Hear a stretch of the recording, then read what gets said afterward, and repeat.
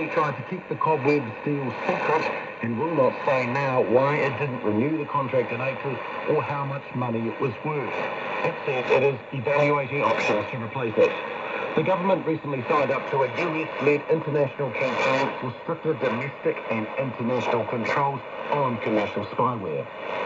The National Party MP says ending the contracts for 6 emergency housing models in Rotorua is the first step in taking the street back. The Minister of Housing and Urban Development has announced that 6 of the 13 motels providing emergency housing on Fenton Street will not have their consents renewed. The government wants no motels being used for emergency accommodation in Rotorua by the end of next year.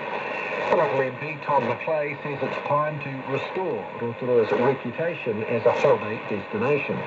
Mr McClay says the government is determined to get people out of motels and into stable housing. He says a motel is not a place for a mum to raise children. Armed police, supported by the Eagle helicopter, descended on a home in Auckland after a man was found critically injured last night. A police spokesperson says they were called to an address on Wallace Road in Papatoetoe just after 9 p.m.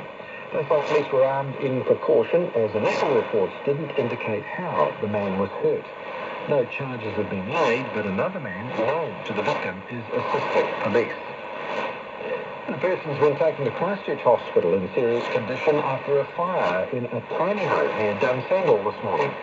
Fire and emergency says crews from Dunsandel and Horovata were called to a fire in a house about the size of a shipping container on Karanga Road, just ahead of 7 a.m.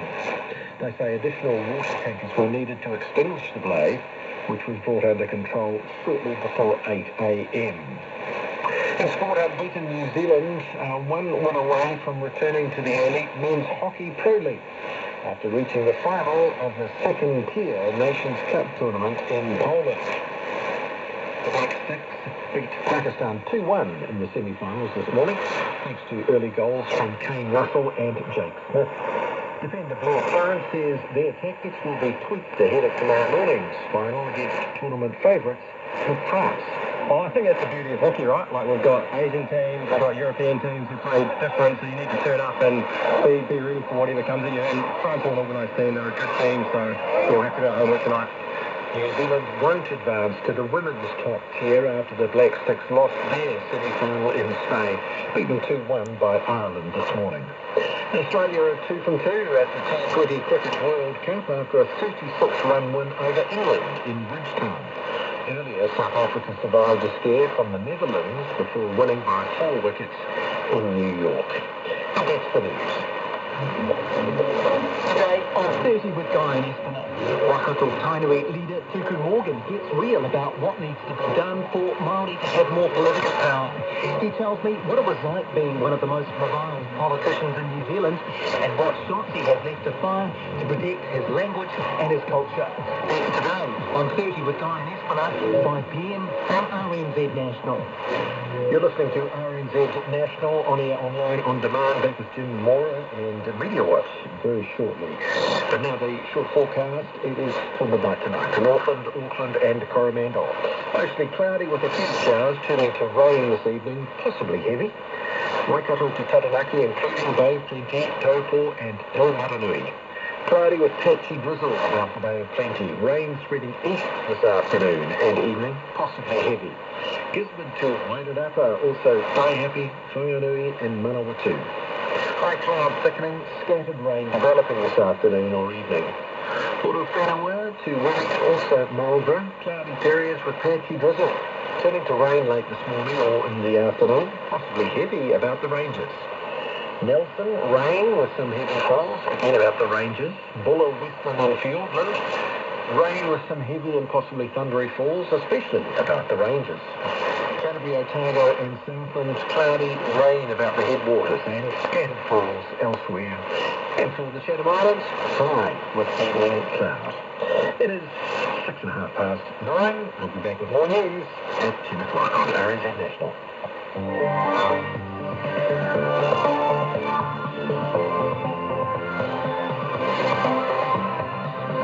Kia ora Sunday morning on RNZ National, nice to have your company.